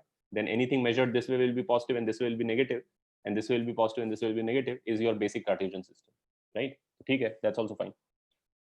तो इस केस में अगर मैं तीनों का साइन डिसाइड करने वाला हूं, मान लो ऐसा हुआ. अब by the way concave mirror में एक्चुअली दो टाइप की इमेजिंग होती है depending on whether the object is inside the focal length और outside. Let's say this is outside the focal length, the focal length is somewhere, the focus is somewhere here. By the way, the usual convention is the capital letter F denotes the point where the focus is, and the small letter f denotes the focal length. So small f denotes the length of the focal distance, and capital F is the actual point which is the focus. Okay, that's just how we label these things. So if light is traveling like this, then for the purpose of this case, this is the positive direction. And let's say it turns out कि ये distance ऐसा है, मैं एक इसका extended object मान लेता हूँ, let's say for a second. तो इसकी ऑप्टिक्स ऐसे होती है कि लाइट ऐसे आती है पैरेलल, और फिर वो फोकस से पास होती है, और एक दूसरी रे और ले लो, और फिर वो यहाँ से पास होती है. ठीक है, तो मान लो ये तुम्हारा इमेज बन गया. ठीक है, इमेज. अब मेरे को मान लो U, V और F तीनों पे साइन लगाना है following the convention. So U is the distance of the object from the pole, and since I'm going to measure it going this way, but the incident light is coming like this will be negative. Make sense? V is the distance of the image again from the pole, and since I'm going to go measuring this way and incident light is coming this way, that's also negative. Focus is there, I'm going to have to go measuring this way, and incident light is this way, that's also negative. To take another example, अगर ये object focal length के अंदर होता है, ये मान लो focus है और ऑब्जेक्ट एक्चुअली यहाँ पर है, तो इमेजिंग थोड़ी डिफरेंट होती है. इस केस में क्या होता है कि जो लाइट इधर आती है, क्योंकि ऑब्जेक्ट इतना पास आ गया है, तो लाइट एक्चुअली डाइवर्जिंग निकलती है इधर, वो कन्वर्ज नहीं हो पाती इस side. It's too close, the object is too close, and so you have to extend it backwards. Basically somebody looking from here, their brain will do this job for them, and they will find that there is a virtual image पीछे की तरफ, और वो upright है और बड़ा है काफी. मतलब ये फील्ड ऑफ व्यू हो गया ना वापस ये? हाँ, एक सेंस में फील्ड ऑफ व्यू है. This image is different from this image. We'll discuss how a real image is different from virtual image, but essentially the image is now here. So if I write the U, V, F for this case, how will I put signs on them? U का sign क्या होगा? Negative. V का sign क्या होगा? Positive. This is a positive case. Why? Because the image is on this side. So starting from the pole, you have to sort of, to measure that distance, you are going to have to go this way. And incident light is also moving this way from the object to the mirror. And focal length? Negative. Negative. समझा तुम लोगों को? Yes sir. You can also take the example of a convex mirror. Convex mirror में एक ही type का imaging होता है. No matter where you stand, Always virtual. you always get so the light seems to come from a focus which is behind the mirror, and you need another ray. So let's take this ray, and you have to extend it, and so this is where the image is. and so this is where the focus is. This is your object, this is your image. So if I now say I have to label u, v and f for this case, so the u in this case is again negative, object is to this side, light is going this way. V in this case is positive, like this case, behind the mirror virtual image, and f also Positive. is positive for this case because f is measured this way and incident light is also going this way. Sir focal length हमेशा हम लोग lens के inner side में देंगे ना, inner side में मतलब curvature जिस साइड है वो साइड वो हाँ लेंगे। हाँ हाँ हाँ ऑफ कोर्स। कभी कभी एफ डैश भी लिख के देते वो लोग ऑपोजिट में। नहीं नहीं, वो लेंस के लिए होता है दोनों तरफ फोकस, मिरर के लिए एक ही तरफ फोकस होता है, और मिरर का फोकस जो है उसके पोल से उसके सेंटर ऑफ कर्वेचर तक के रास्ते के बीच में आता है, तो ऑब्वियसली जिधर सेंटर ऑफ कर्वेचर है उसी तरफ फोकस भी होगा। ठीक है। And so as per our convention the concave mirrors have a positive focal length and the convex mirrors have a negative focal length. Make sense? So if you remember these facts, you don't always have to check for what the focal length is, just you'll get used to it solving problems. You will immediately, when you're writing the formula for a concave mirror, you will always end up writing a positive focal length. Sorry, ulta likh diya maine. Negative for concave and positive for convex. Right? Clear? So let's quickly do a problem and see how to apply the formula, mirror formula and the magnification formula using the sign convention.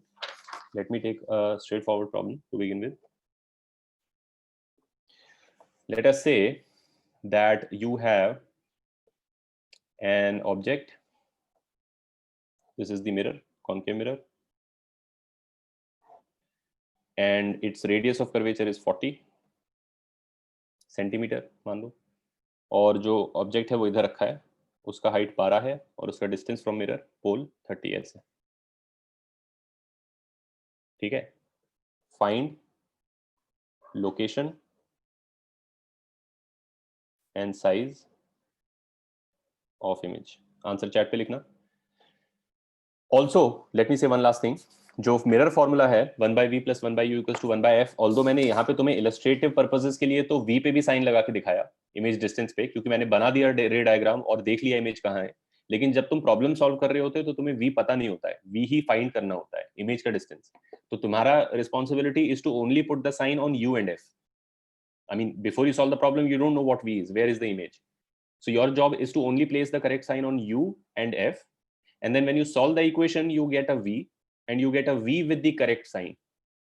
So then when you get a v with a sign, then you have to interpret the value of the v is simply the distance of the image from the pole, and the sign on v you have to now interpret using the same sign convention in reverse, कि अगर तुम्हारा v negative आ रहा है तो उसका क्या मतलब होगा, किधर होना चाहिए, and so on. So v is not something you apply a sign on, you apply a sign on u and f, and then v comes with its own sign which you then interpret, कि is it on the left, is it on the right. हाँ, एक second Siddharth, ये देख। तेजस तेरा क्या answer है? हाँ ठीक है, करेक्ट है। पार तेरा भी करेक्ट है, साइज भी बता दो इमेज का। प्रणव करेक्ट है। आंसर दोनों आंसर साथ में ही लिखो, एक ही मैसेज में right both of your answers. Find both the location and the size of image, write them together, comma लगा के। हाँ, ओम पाटिल करेक्ट आंसर है। पार्थ करेक्ट आंसर है। पिनाक करेक्ट आंसर है। नहीं, आर्यन के करेक्ट आंसर नहीं है। प्रणव तेरा भी करेक्ट था, दूसरा आंसर भी बता दे। स्ने करेक्ट है, नहीं सॉरी स्ने गलत है। I don't know, one of the values is correct but I can't tell which is which. Tejas तूने बोला हाँ करेक्ट है तेरा। प्रणव करेक्ट नहीं है। नहीं प्रणव, मैग्निफिकेशन का वैल्यू नहीं पूछ रहा हूं मैं, तुम्हारा job is to tell me the final answer, not just the value of the magnification. Tell me where the image is and the total size of the. Ishaan correct है। सेतु करेक्ट है। सेतु तूने सेकंड में टाइपो कर दिया है शायद, I think. Rhythm correct है, लेकिन again I am not asking for the value of magnification, I am asking for the final size of the image. Parijat correct है, श्रेया करेक्ट है, आर्यन के करेक्ट है, एकांश करेक्ट है, सेतु करेक्ट है, अभी सिद्धार्थ गलत है, मिताली करेक्ट है,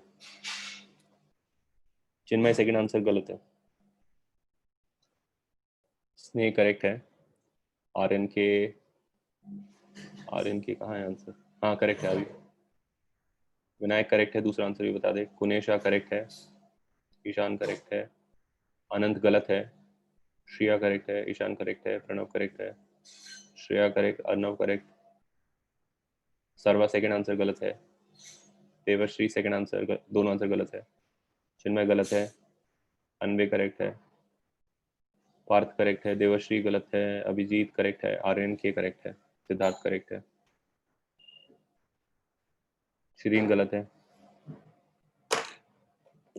अवनीश करेक्ट है,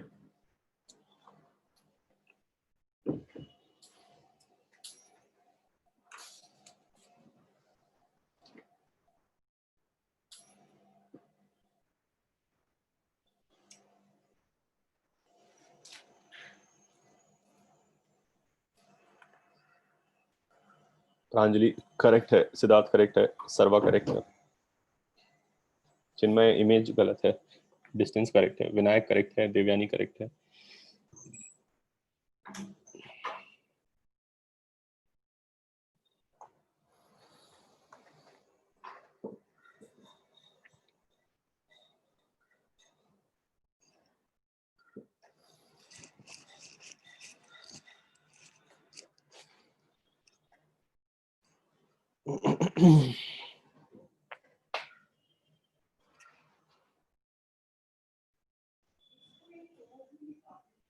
सौरभ गलत है, मानस सिंह करेक्ट है, अनंत करेक्ट है, मिराज गलत है।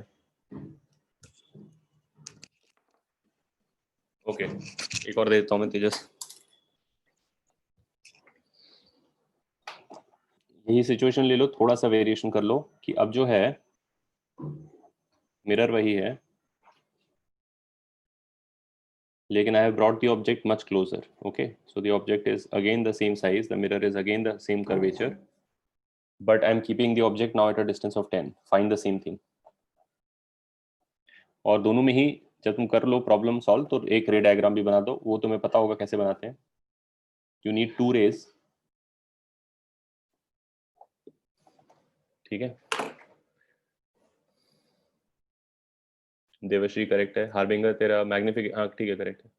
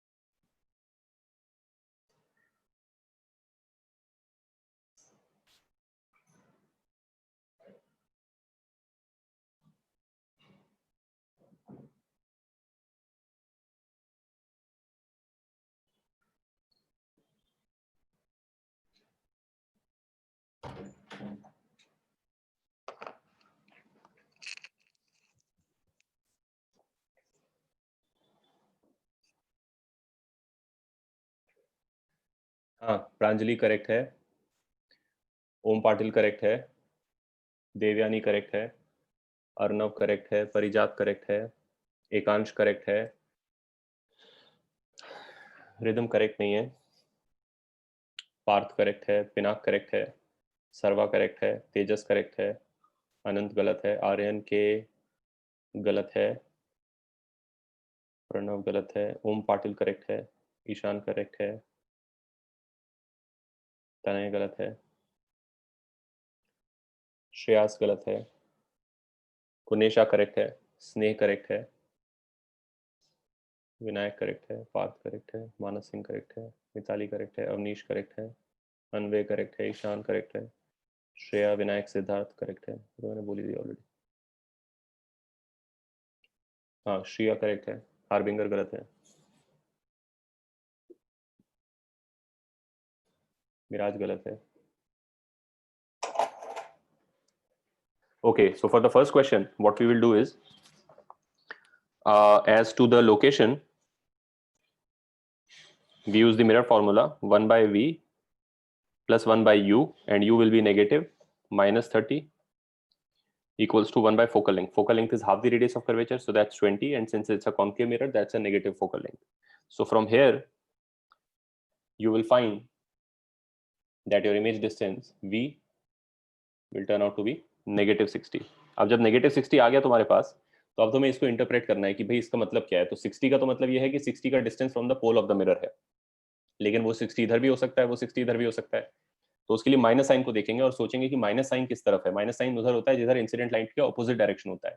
अब इंसिडेंट लाइट ऐसा जा रहा है तो माइनस इस तरफ होगा फिर, यानी कि इधर ही साइड में इमेज बनेगा। और 30 का डबल 60 और 12 का डबल। और अच्छा, मैग्निफिकेशन साइज निकालने के लिए मुझे क्या करना होगा, magnification which is minus V by U, which is minus, and keep in mind magnification के फॉर्मूला में भी वी और यू प्रॉपर साइन के साथ होना चाहिए, ठीक है।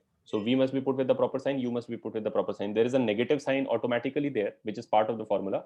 But then V and U, you have to put with the signs that you got here. So since V is -60, I will write -60. Since U is -30, I will write -30, which gives me a magnification of -2. And that basically means it will flip. The minus sign means it will flip, and 2 means it will double in size. So I can then approximately draw a ray diagram, which is basically going to look like this. कि light ऐसा गया और फिर इस focus से पास हुआ, और एक और रे अगर मैं ऐसा ले लूंगा तो ऐसा जाएगा और यहाँ पे कहीं इमेज बनेगा। तो बेसिकली 24 साइज का इमेज बन रहा है 60 का डिस्टेंस पे। दैट इज द रे डायग्राम फॉर दिस केस, ठीक है।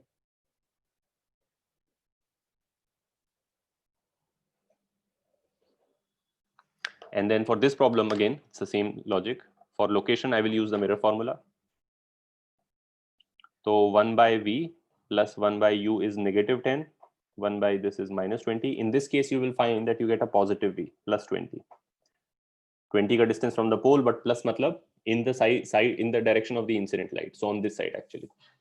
And as to magnification, you will say -V by U, which is minus +20 by -10, which basically gives you a positive magnification of 2. Yani image is again double the size of the object, but it is not flipped. And it is on this side. So let me make a ray diagram for this case also. Light goes like this, but since you are now actually within the focal length, इसका focal length 20 है और तुम 10 पर हो, तो focus actually इधर कहीं है। तो जो light reflect होके जाएगा वो focus से इधर पास होगा। और एक light और ले लो यहाँ से, तो ये light को पीछे extend करना पड़ेगा और ये light seemingly यहाँ से आता हुआ लगेगा और ऐसा जाएगा। तो जो image है वो फिर से 24 साइज का है और पीछे में वो है 20 का डिस्टेंस पे, ठीक है। Did you all understand both problems? Yes sir. Okay, alright. So I will give you one problem to solve at home, you can try it out, ठीक है। And that is sort of like homework for you for today, but other than that also I'll give you some more problems because we have done this formula now, so you can do a bunch of problems from your booklet and HCV. So I'll give you that assignment for today.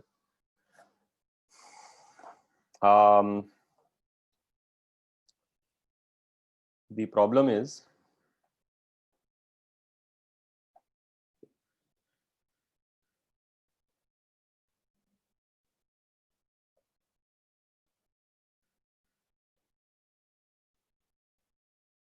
you have a concave mirror.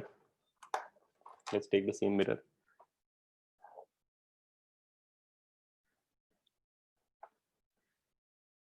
Of the same radius of curvature 40, right? I'll share the copies of this, of course, photos and recording में भेज ही दूंगा।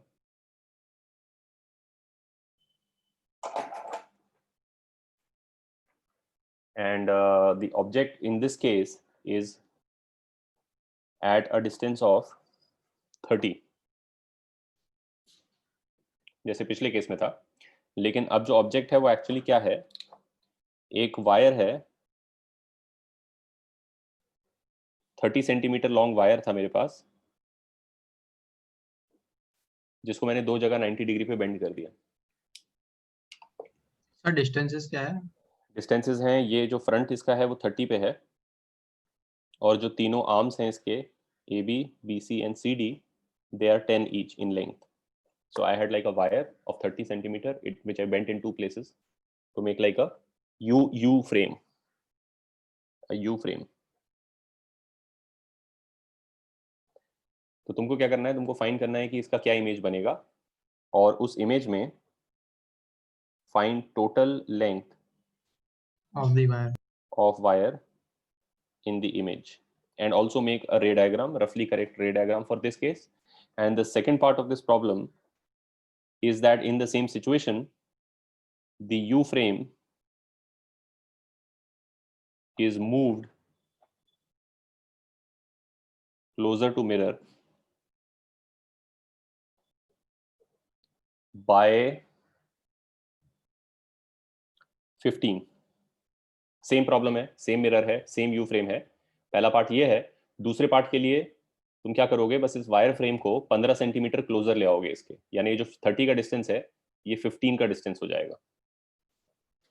तो उसके लिए भी तुम्हें same चीज find करना है, find total length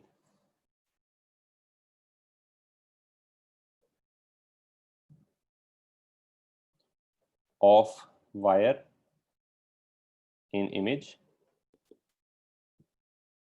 and make a ray diagram.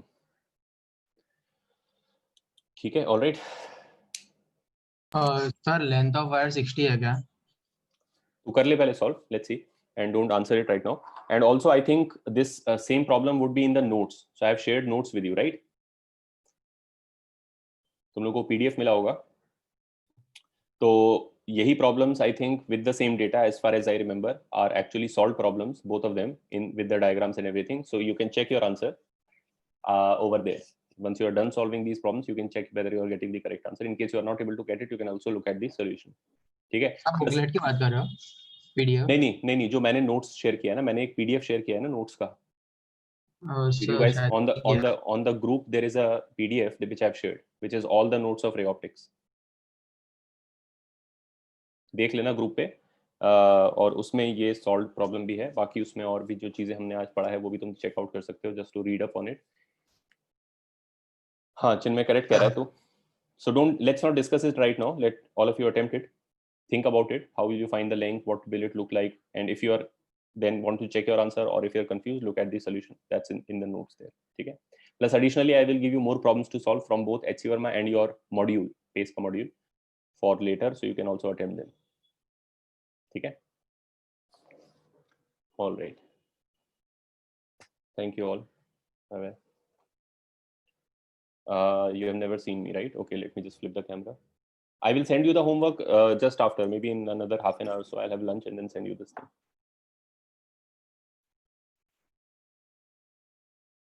How do I keep this?